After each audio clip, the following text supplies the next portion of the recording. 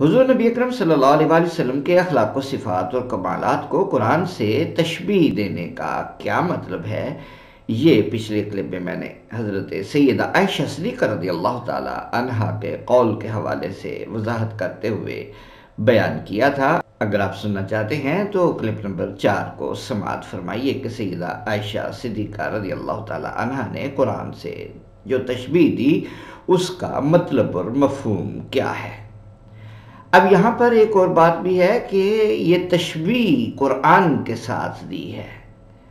کانا خلقہ القرآن، قرآن مجید کی آیات میں کچھ محکمات ہیں جن کا علم عوام و خاص سب کو ہے، یعنی کچھ آیات محکمات ہیں، کچھ متشابہات ہیں جن کا علم صرف علماء راسخین اور خواص کے لیے ممکن ہے، اور کچھ حروف مقطعات ہیں جن کا علم صرف اللہ تعالیٰ اور اس کے رسول صلی اللہ علیہ وآلہ وسلم کے پاس ہے۔ حروف مقطعات کے حوالے سے انشاءاللہ کبھی گفتگو کروں گا۔ اگر وہ کسی کو ان کے معنی کی خیرات سے، یعنی حروف مقطعات کے معنی کی خیرات سے نوازیں تو وہ اسی قدر پائے گا جتنا اسے عطا کیا گیا ہے۔ یہی قرآنی شان حضور علیہ السلام کے اخلاق و اوصاف کو حاصل ہے۔ حضور نبی اکرم صلی اللہ علیہ وآلہ وسلم کے کچھ اخلاق اور کمالات ایسے ہیں جو آیات محکمات کی طرح ہر ایک کی سمجھ میں آ سکتے ہیں، گویا ان کی معرفت عوام و خاص سب کے لیے ممکن بھی ہے اور واقع بھی، جبکہ آپ کے کچھ اخلاق اور صفات ایسی ہیں جو صرف عرفاء و کاملین کے علم میں آئی ہیں اور عامت الناس کو ان کا ادراک ہی نہیں ہے۔ اسی طرح آپ کے کچھ اوصاف و کمالات حروف مقطعات کی طرح ہیں جن کا علم اور معرفت صرف اللہ رب العزت اور حضور نبی اکرم صلی اللہ علیہ وآلہ وسلم کے پاس ہے، یا انہیں ہے جنہیں ان کے معانی کی خیرات عطا کی گئی ہے۔ لہذا ان اوصاف و کمالات کا انکار فقط وہی لوگ کرتے ہیں جن کو ان کی حقیقت کا علم نہیں ہے۔ جانے دو عالم صلی اللہ علیہ وآلہ وسلم کا خلق عظیم سراسر رحمت ہے۔ اخلاق الہیہ سے متصف اور مزین ہو جانے کے باعث حضور نبی اکرم صلی اللہ علیہ وآلہ وسلم کی زندگی ہر قسم کی انسانی اور نفسانی کمزوریوں سے کلیتاً پاک تھی، کیونکہ آپ کے خلق کا ہر پہلو، جس طرح سیدہ عائشہ نے فرمایا، الوہی اخلاق کا آئینہ دار تھا۔ اس لیے اللہ رب العزت نے حضور نبی اکرم صلی اللہ علیہ وآلہ وسلم کو سراپا رحمت قرار دیتے ہوئے ارشاد فرمایا، وما ارسلناک الا رحمتا للعالمین۔ الانبیاء سورت ہے 21 نمبر 107 نمبر آیت ہے، اور اے رسول محتشم، ہم نے آپ کو نہیں بھیجا مگر بھیجا ہے تمام جہانوں کے لیے رحمت بنا کر۔ ایک موقع پر حضور نبی اکرم صلی اللہ علیہ وآلہ وسلم نے خود ہی ارشاد فرمایا تھا، انما بعثت رحمتا، بے شک میں سراسر رحمت کے طور پر مبعوث کیا گیا ہوں۔ یہ امام ابو یعلا نے اپنی مسند میں، طبرانی نے معجم میں، اور امام بہقی نے شعب الایمان میں اس کی تخریج کی ہے۔ آپ کا سراسر رحمت ہونے کا مطلب یہ ہے کہ آپ نہ صرف اہل ایمان بلکہ غیر مسلموں کے لیے بھی رحمت تھے، اور آپ کی صفت رحمت اس فرمان الہی، وہ فرمان الہی کیا ہے؟ اس کو اللہ تعالیٰ نے سورہ الاعراف 7ویں سورت 156 نمبر آیت میں فرمایا، وَرَحْمَتِي وَسِعَتْ كُلَّ شَيْءٍ۔ تو حضور کی رحمت اللہ کے اس فرمان کی آئینہ دار تھی۔ اسی طرح آپ کی صفت رحمت بھی ساری کائنات پر محیط اور غیر محدود طور پر وسیع تھی، جس سے مخلوق کا ہر طبقہ فیضیاب ہوتا تھا، ہو رہا ہے اور قیامت تک ہوتا رہے گا، بلکہ اختتام قیامت تک تمام امتیں بھی اس چشمہ رحمت سے اپنی تشنگی مٹاتی رہیں گی۔ آپ کے حلم، بردباری، عفو درگزر، رحمت و شفقت اور اخلاق کریمانہ کا عالم یہ تھا کہ آپ نے لوگوں کی طرف سے کسی ایذا اور تکلیف پر کبھی بھی بد دعا نہیں کی۔ جنگ احد میں آپ کا چہرہ مبارک زخمی ہو گیا، دندان مبارک شہید ہو گئے، آپ ایک غار میں تشریف لے گئے، حتیٰ کہ لوگوں نے سمجھا کہ آپ شہید ہو گئے ہیں۔ اس کربناک حالت میں صحابہ کرام نے عرض کیا یا رسول اللہ ان کے لیے بددعا فرما دیں، لیکن آپ نے اس وقت بھی ان کے لیے ان الفاظ میں دعا فرمائی، اللہم اغفر لقومی فإنہم لا یعلمون، اے اللہ میری قوم کو معاف فرما، انہیں سمجھ نہیں ہے۔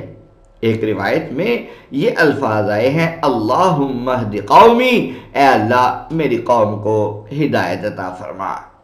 یہ جو پہلی روایت کہ اللہم اغفر لقومی فإنہم لا یعلمون، اس کو امام بخاری نے اپنی صحیح میں بیان فرمایا ہے، اخرجہ البخاری فی الصحیح کتاب الانبیاء باب حدیث الغار، اور امام احمد بن حنبل نے اپنی مسند میں اس کو ذکر فرمایا، طبرانی نے معجم الکبیر میں اس کو ذکر فرمایا۔ اور یہ جو دوسری روایت ہے اللہم اہدی قومی، اے اللہ میری قوم کو ہدایت دے، اس کو مقدسی نے الاحادیث المختارہ میں ذکر فرمایا ہے۔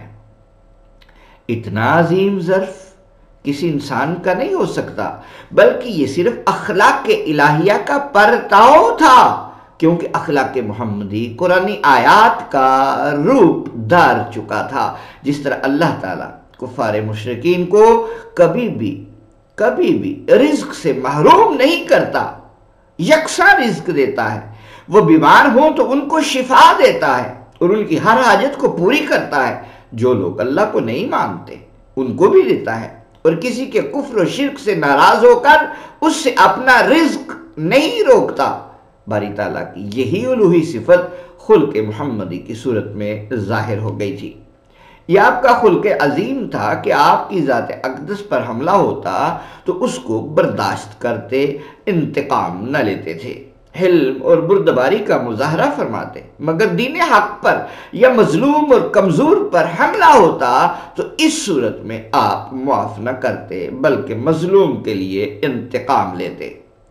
صفات الہیہ کی تجلیات کی بدولت رسول اللہ صلی اللہ علیہ وآلہ وسلم ہمہ وقت نرم روح، نرم خو اور نرم جو تھے۔ آپ نہ تند خو تھے اور نہ ہی سخت دل تھے۔ آپ نہ درست انداز سے آواز بلند فرماتے اور نہ کبھی تلخ کلامی فرماتے۔ اسی لیے اللہ رب العزت نے قرآن مجید میں آپ کی شان اقدس میں کیا ہی خوب فرمایا، جس کو سورہ آل عمران تیسری سورت 159 نمبر آیت میں یوں پڑھا جا سکتا ہے، فَبِمَا رَحْمَةٍ مِّنَ اللَّهِ لِنْتَ لَهُمْ وَلَوْ كُنْتَ فَظًّا غَلِيظَ الْقَلْبِ لَانفَضُّوا مِنْ حَوْلِكَ فَاعْفُ عَنْهُمْ وَاسْتَغْفِرْ لَهُمْ۔ اے حبیب والا صفات، بس اللہ کی یہ کیسی رحمت ہے کہ آپ ان کے لیے نرم طبع ہیں، اور اگر آپ تندخو اور سخت دل ہوتے تو لوگ آپ کے گرد سے چھٹ کر بھاگ جاتے۔ سو آپ ان سے اسی طرح درگزر فرماتے رہیں اور ان کے لیے بخشش مانگتے رہیں۔ یہ آیت کریمہ بھی آپ کی رحمت کو خوب اجاگر کرتی ہے، جس میں اللہ رب العزت نے ان الفاظ کو استعمال کیا۔ سورہ توبہ نامی سورت آیت نمبر 128، لَقَدْ جَاءَكُمْ رَسُولٌ مِّنْ أَنفُسِكُمْ عَزِيزٌ عَلَيْهِ مَا عَنِتُّمْ حَرِيصٌ عَلَيْكُمْ بِالْمُؤْمِنِينَ الرَّؤُوفُ الرَّحِيمُ، بے شک تمہارے پاس تم میں سے ایک باعظمت رسول تشریف لائے، تمہارا تکلیف و مشقت میں پڑنا ان پر سخت گراں گزرتا ہے۔ اے لوگو، وہ تمہارے لیے بھلائی اور ہدایت کے بڑے طالب و آرزو مند رہتے ہیں، اور مومنوں کے لیے نہایت ہی شفیق، بے حد رحم فرمانے والے ہیں۔ حضور صلی اللہ علیہ وآلہ وسلم کا امت کو عمدہ اخلاق اختیار کرنے کا حکم دینا اس بات کی علامت ہے کہ آپ اپنی امت کو بھی عمدہ اخلاق سے مزین دیکھنا چاہتے تھے۔ حضرت ابو ذر غفاری بیان کرتے ہیں کہ حضور نبی اکرم صلی اللہ علیہ وآلہ وسلم نے انہیں ارشاد فرمایا، اتق اللہ حیث ما کنت واتبع السیئۃ الحسنۃ تمحها وخالق الناس بخلق حسن۔ اللہ سے ڈرو۔ اس کو امام احمد بن حنبل نے اپنی مسند میں، ترمذی نے السنن میں، کتاب البر والصلہ میں باب ما جاء فی معاشرۃ الناس، امام دارمی نے سنن میں، اور امام بزار نے بھی اس کو روایت کیا ہے۔ تم جہاں کہیں بھی ہو اللہ سے ڈرو، گناہ کے بعد نیکی کرو، وہ اسے مٹا دے گی، اور لوگوں سے اچھے اخلاق کے ساتھ پیش آؤ۔ حضور صلی اللہ علیہ وسلم نے عمدہ اخلاق رکھنے والے افراد کو روز قیامت اپنی قربت اور سنگت کی خوشخبری سنائی ہے۔ حضرت جابر سے روایت ہے کہ رسول اللہ صلی اللہ علیہ وسلم نے فرمایا، ان من احبکم الی واقربکم منی مجلسا یوم القیامت احاسنکم اخلاقا۔ قیامت کے دن تم میں سے مجھے سب سے زیادہ محبوب اور سب سے زیادہ میرے قریب بیٹھنے والے وہ لوگ ہوں گے جن کے اخلاق سب سے زیادہ اچھے ہوں گے، جن کے اخلاق سب سے زیادہ اچھے ہوں گے۔ اس کو امام احمد بن حنبل نے، امام ترمذی نے، ابن حبان نے ذکر فرمایا ہے۔ جس طرح حضور نبی اکرم صلی اللہ علیہ وسلم نے حسن خلق اختیار کرنے کا حکم فرمایا ہے اور اس سے متصف افراد کی تحسین فرمائی ہے، اسی طرح آپ نے بدخلقی کی مذمت فرمائی ہے اور اس سے بچنے کی سخت تاکید کی ہے۔ حضرت عبداللہ ابن عباس روایت کرتے ہیں کہ رسول اللہ صلی اللہ علیہ وآلہ وسلم نے ارشاد فرمایا، الخلق الحسن یذیب الخطایا کما یذیب الماء الجلید والخلق السوء یفسد العمل کما یفسد الخل العسل۔ حسن خلق گناہوں کو ایسے پگھلا دیتا ہے جیسے پانی برف کو پگھلا دیتا ہے، بدخلقی نیک اعمال کو اس طرح تباہ کر دیتی ہے جیسے سرکہ شہد کو تباہ کر دیتا ہے، جیسے سرکہ شہد کو تباہ کر دیتا ہے۔ اس روایت کو امام طبرانی نے معجم الکبیر میں، امام بہقی نے شعب الایمان میں، امام دیلمی نے مسند الفردوس میں روایت کیا ہے۔ حضرت عائشہ صدیقہ رضی اللہ تعالیٰ عنہ سے مروی ہے کہ رسول اللہ صلی اللہ علیہ وسلم نے فرمایا، الشؤم سوء الخلق، الشؤم سوء الخلق، بدبختی حقیقت میں بد اخلاقی کا نام ہے۔ جس کو آپ بدبختی کہتے ہیں، جو بد اخلاق ہے وہی بدبخت ہے۔ اس روایت کو حضور صلی اللہ علیہ وسلم کی اس بات کو امام احمد بن حنبل کی المسند میں اور امام طبرانی کی المعجم الاوسط میں دیکھا جا سکتا ہے۔ حضور نبی اکرم صلی اللہ علیہ وآلہ وسلم ہمیشہ اللہ تعالیٰ سے حسن خلق طلب کرتے تھے۔ مسند احمد ابن حنبل اور صحیح ابن حبان میں حضرت عبداللہ ابن مسعود سے مروی ہے کہ حضور نبی اکرم صلی اللہ علیہ وآلہ وسلم نے یہ دعا فرمائی تھی، اللہم احسنت خلقی فاحسن خلقی۔ اے اللہ جس طرح تو نے میری شکل و صورت کو خوبصورت بنایا ہے، اسی طرح میرے اخلاق کو بھی خوبصورت بنا دے۔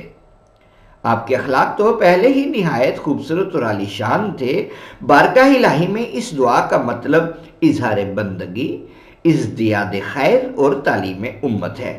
اس سے امت کو یہ سمجھانا بھی مقصود ہے کہ اگر طبیعت، صلاحیت، مزاج اور اخلاق میں پہلے سے اچھائی اور عمدگی موجود ہو، تب بھی انسان اس سے بے فکر اور بے نیاز نہ ہو، بلکہ اس کی حفاظت بھی کرے، اس کو مزید ترقی دینے کی ریاضت بھی کرے، اور ساتھ ہی اس نعمت کے دوام اور اضافے کے لیے بارگاہ الہی میں لجاجت و التجا بھی کرتا رہے۔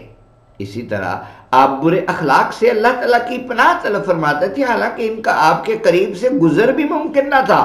یہ فقط تعلیم امت کے لیے تھا۔ حضرت ابو ہریرہ رضی اللہ عنہ کی یہ دعا حضور صلی اللہ علیہ وسلم سے یوں روایت ہے، اللہم انی اعوذ بک من الشقاق والنفاق وسوء الاخلاق۔ اے اللہ میں بدبختی، نفاق اور برے اخلاق سے تیری پناہ چاہتا ہوں۔ ساری گفتگو کا حاصل یہ ہے کہ جس طرح جسمانی کمزوریوں اور عوارض کے لیے علاج ضروری ہوتا ہے، اسی طرح انسان کی اخلاقی اور روحانی کمزوریوں اور بیماریوں کے لیے بھی علاج درکار ہوتا ہے۔ وہ علاج کبھی ریاضت اور مجاہدہ کے طریق سے میسر آتا ہے اور کبھی اچھی صحبت اور مطالعہ کے طریق سے میسر آتا ہے، مگر اس علاج کا تمام تر مدار حضور نبی اکرم صلی اللہ علیہ وآلہ وسلم کے اخلاق حسنہ، اوصاف حمیدہ اور مواعظ جمیلہ سے اکتساب فیض پر ہے۔ اس مقصد کے لیے کتب کے مطالعہ سے ان کا علم حاصل کرنا، صلحاء اولیاء کی صحبت و تربیت کے ذریعے ان کا ادب اور سلیقہ حاصل کرنا یہ بڑا ضروری ہو جاتا ہے۔ تب جا کر عمدہ اخلاق اور اعلیٰ آداب زندگی انسان کی اس زندگی کا حصہ بنتے ہیں۔ حضور نبی اکرم صلی اللہ علیہ وسلم کے انہی اخلاق حسنہ اور آداب جمیلہ کا اجمالی تذکرہ انشاءاللہ العزیز آئندہ آنے والے کلپس میں آپ کے سامنے کروں گا، اور آپ کی سیرت طیبہ کے ان مبارک گوشوں سے ہم رہنمائی حاصل کریں گے اور اپنے اخلاق و سیرت کو سنوارنے کی کوشش کریں گے۔ اللہ تعالیٰ ہمیں اخلاق سیئہ سے بچنے اور حضور صلی اللہ علیہ وسلم کے عطا کردہ اخلاق حسنہ کو اپنانے کی توفیق عطا فرمائے، آمین بجاہ سید المرسلین صلی اللہ علیہ وآلہ وسلم۔